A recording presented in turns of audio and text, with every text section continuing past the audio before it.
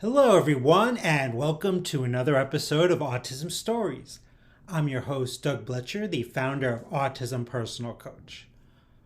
Autistic people are the true experts of the autistic experience, and Autism Stories is where we interview autistic people to learn from their stories, experiences, and get their insights.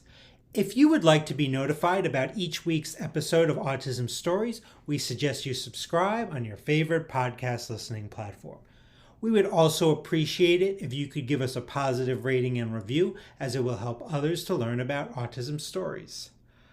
On today's episode, I am pleased to have Preeti Dixit join me to discuss the autistic experience in India and how her son helped her to understand her autism. We hope you enjoyed today's conversation.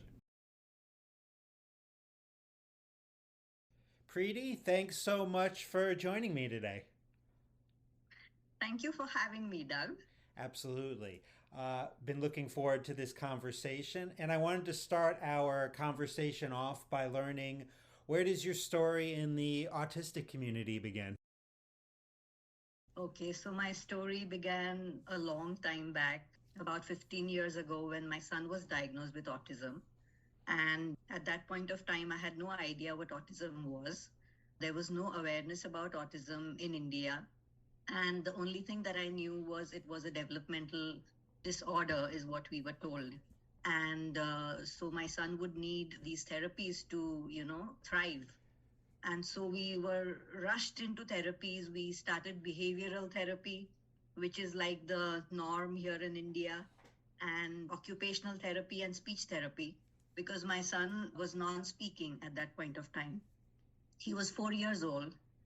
And the therapists, you know, they told us that we had to do these therapies as much as possible because that was the only hope for my son. It was like if we did not do these therapies, then my son had no future. So it was very scary.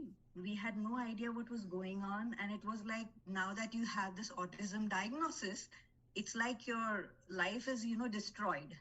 It's like your son has no future. And the only way to have some hope for the future is to do these therapies. So we, started these therapies. We did a couple of months of ABA because I had no awareness that I have now. We did a couple of years of occupational therapy. My son grew at his own pace, but it was not like what I expected or what we were kind of prepared for. Is that after a couple of months of therapy, my son would not be autistic anymore. This is what I thought 15 years back, that once we did these therapies for a couple of months, my son would no longer be autistic and everything would be fine. But then we were a month into therapy, we were 3 months into therapy, we were a year into therapy, and it seemed like my son was just the way he was. It wasn't like there was some miraculous, progress. And we were really, really anxious. We were really, really worried. We felt hopeless. We felt like there was really nothing that could be done to help our son. I went into a severe depression around my son being 5 years old because I thought that, my son's life was completely destroyed. Then at one point of time, I think back now and I remember the way my son was. He was such a happy boy. He was such a, lively, energetic, smiling, flapping his hands, and just, such a happy boy. The only reason that we had this autism diagnosis was when he started school and he found it difficult to adjust in school. So before that, I had absolutely, no thought in my mind that there was something wrong with him per se. Not that there is anything wrong with being autistic, that I will say now. But back then, I did not think there was anything wrong with him at all. And so for the teacher to call us to school and tell us that we needed to get our son assessed for autism came as a real shocker.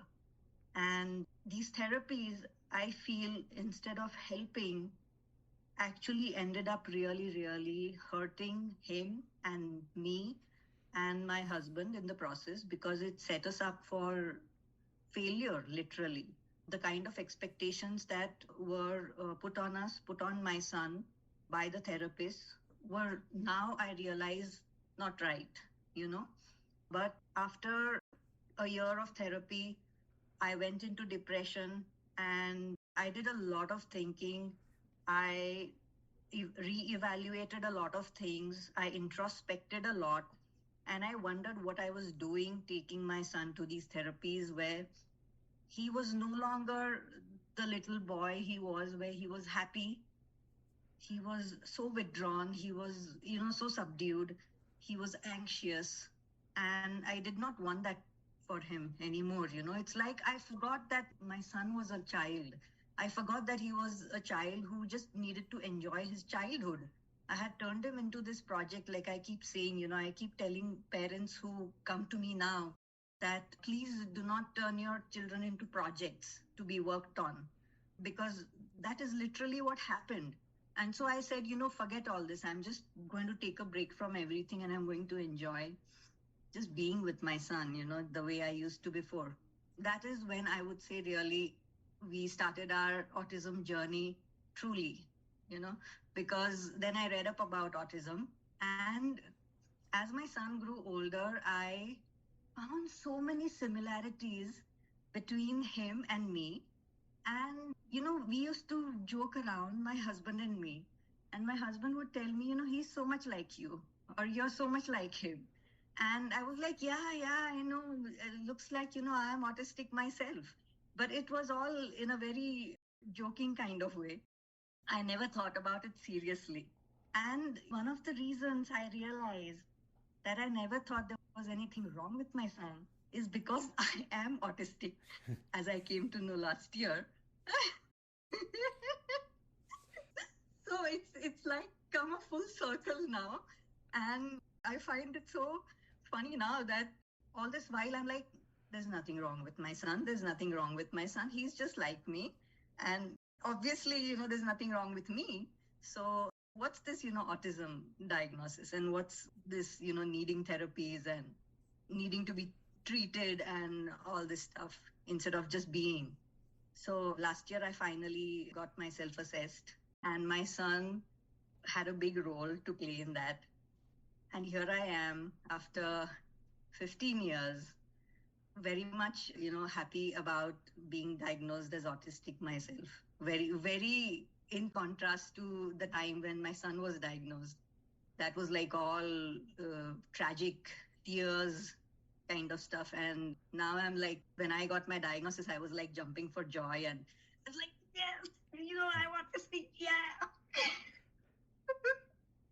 Now, you mentioned your son. You learned recently in the last year that you're autistic, 15 plus years later after learning about that your son's autistic. So I'm wondering if there were things that he taught you to better accept, understand, or validate your autistic experience, especially, hearing, the excitement of when you learned that you were autistic yourself. Yeah. Absolutely, Doug. It's been a long time coming, and I had a lot of the same challenges that my son had growing up. And so I could relate very well to him. And so, parenting my son came very naturally to me because I could understand what he was going through. And when I, started, as my son grew up, and we used to have these conversations about him being autistic and what it was like for him to be autistic and the challenges that came with it. I could relate to it so much. And I, started telling him, I listen to you and I can relate to you so much. I really have started wondering whether I'm autistic as well. Because my husband cannot relate to the things that my son talks about at all. But I can. So I was like, why is that? And my son was like, it's very possible because my son has seen me having meltdowns and seen me being very anxious about certain things, seeing me being clumsy and have difficulties with motor coordination and being like a joker sometimes.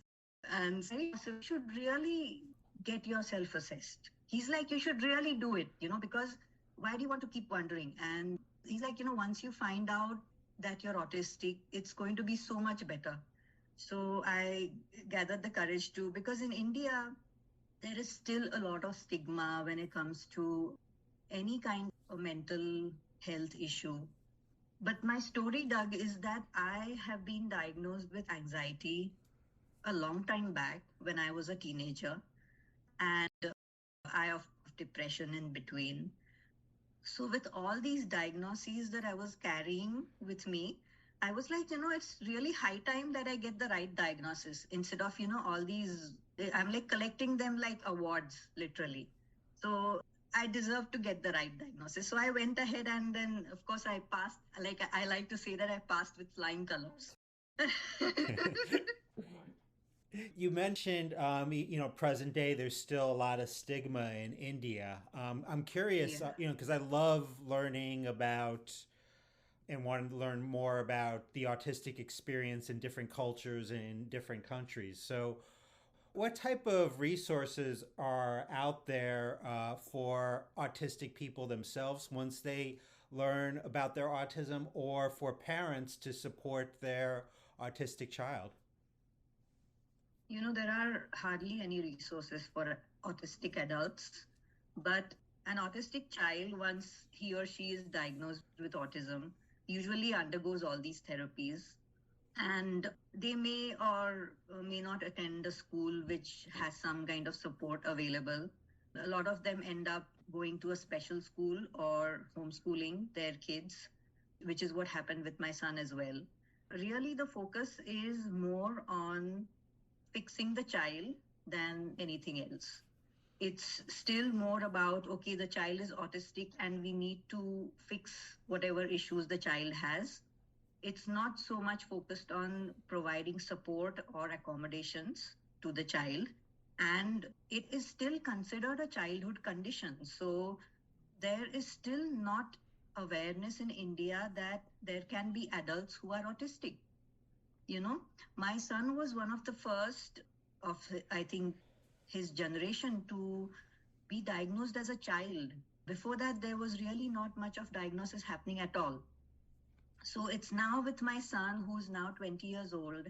He was diagnosed when he was 4 years old. The people before that, the kids before that, were all diagnosed much later, into their teens or as adults. So there hasn't been much awareness about autism at all. When people, when I told people that I was autistic, they looked at me like something was, wrong with me, because they could not believe that an adult can be autistic. And the reason for this, Doug, is that, see, the therapists tell parents that, once you do all these therapies, the child is going to be okay. So when they say the child is going to be okay, the parents assume that the child is no longer going to be autistic.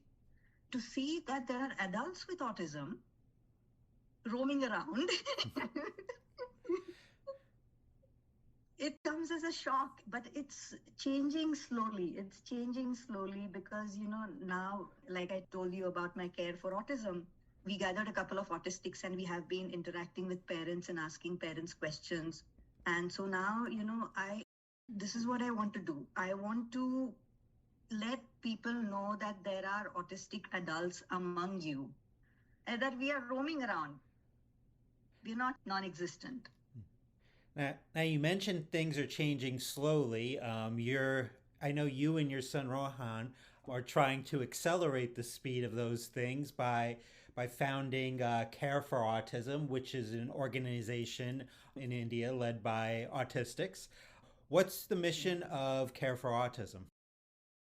So, what happened was about 2 years back when I was talking to my son, and I was more or less sure that I was autistic as well, although I had not had myself assessed yet. My son and I were talking, and he had just joined Facebook, and Instagram and all these social media platforms. And he realized that there was hardly any space for autistics to talk about their own experiences. The whole narrative around autism was surrounded by parents of autistic children, wherever he went, he said he saw these groups on Facebook and he was like, okay, let me join this group. I might get to meet other autistics. And then he realized that it was not a group of other autistics, but a group of parents of autistic children. And the kind of things that they were talking about when it came to autism, or the way they were talking about being autistic, was so different from how he experienced autism, or how the experience of being autistic was for him. He was really, really very emphatic about creating a platform where autistics could share their experiences and start giving their perspectives about autism, because he realized that there's kind of not a very accurate perspective of autism being given by parents of autistic children. So this is how we started, as a platform to give autistics a place to share their lived experiences, to talk about their perspectives, what it's like being autistic. And then the Jan of this year, we launched an initiative called the Ask Autistics Initiative, where I have been part of the parent community for a long time, as you can imagine. And I have been guiding parents of autistic children through my Facebook page and my blog as neurodivergent mom. So what I wanted to do, so as I became more and more involved with the adult autistic community in India and internationally, I realized that there was a huge gap of understanding of autism between parents and actually autistic people. And so I wanted to bridge this gap, because I felt that, that is where we need to start. If parents of autistic children can hear about autism from autistics themselves, it's going to help their children a lot. And so this is what I wanted to do. So we started this initiative and it really took off. There were like 1,000 parents who had joined, and they really appreciated the insights that they got into autism from actually autistic people, which they had never considered. It had never crossed their mind. They all came from the medical model of autism. They never thought about it as anything else. It was all about treating, curing, fixing the child, changing the child, stopping behaviors. And here we come in and we talk about, silly things even, about being autistic, about how we feel when we stim, about our special interests, and, lighthearted things too, along with the serious topics.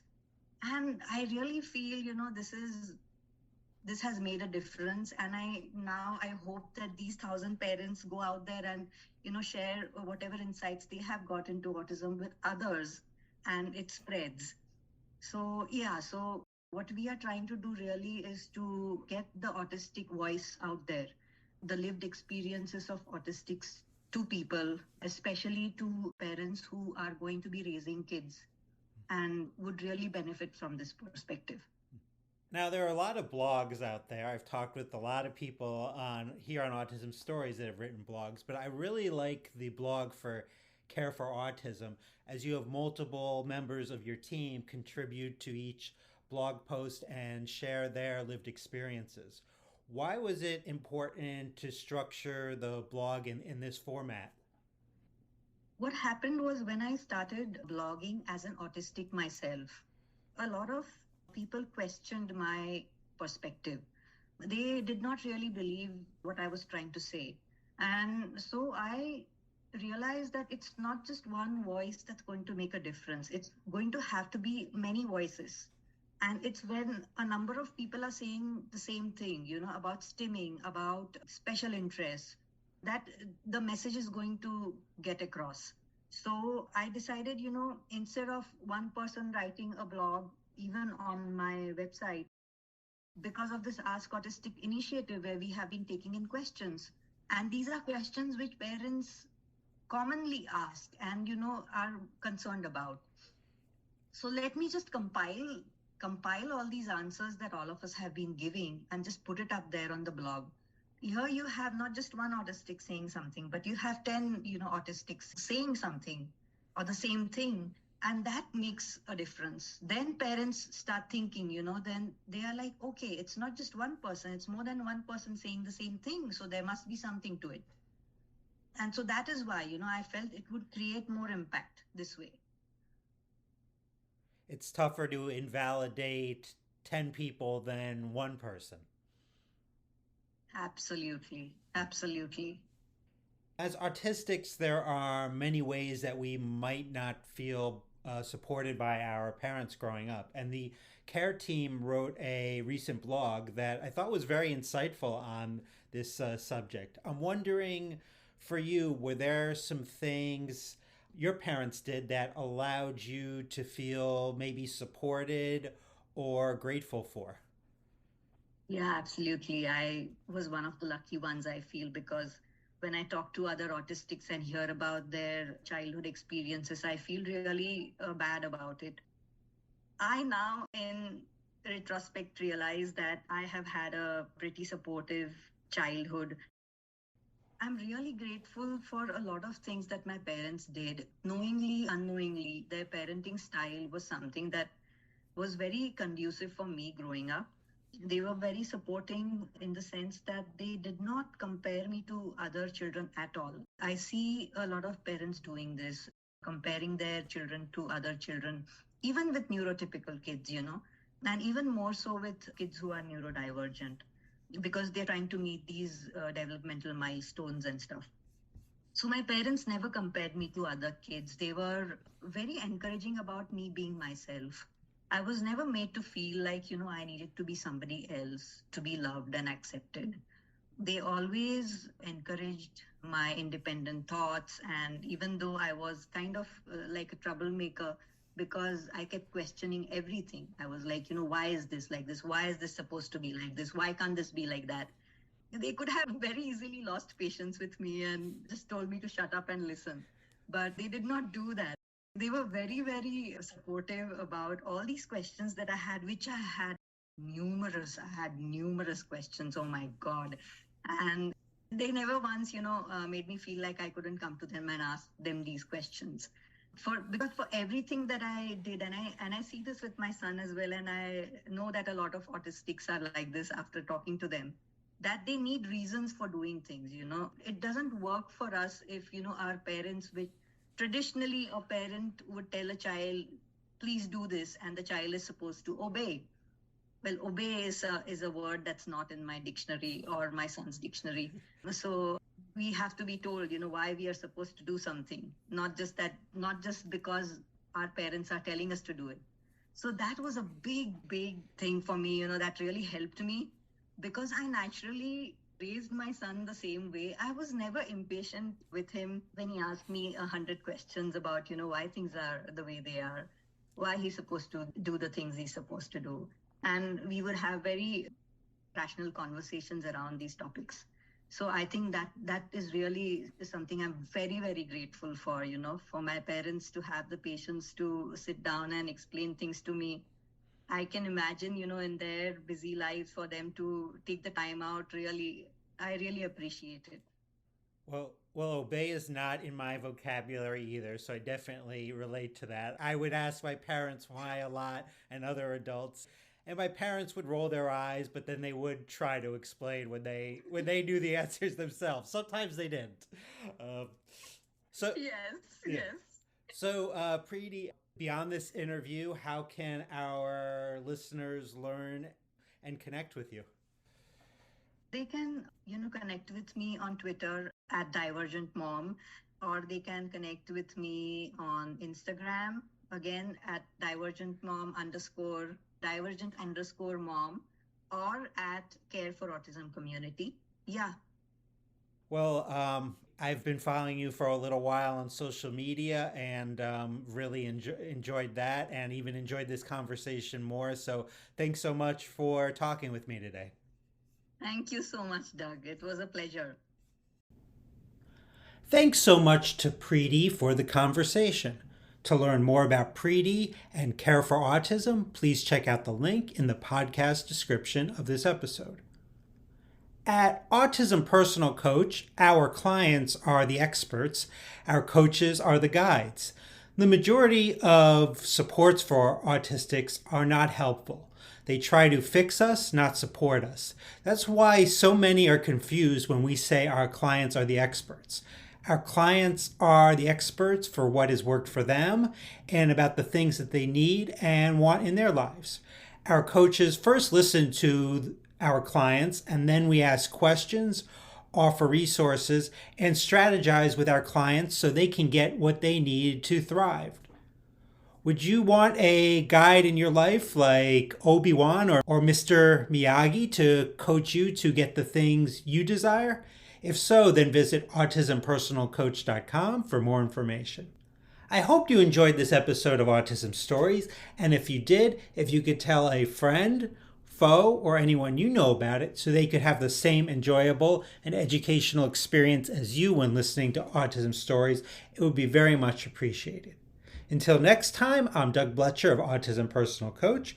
Talk to you then.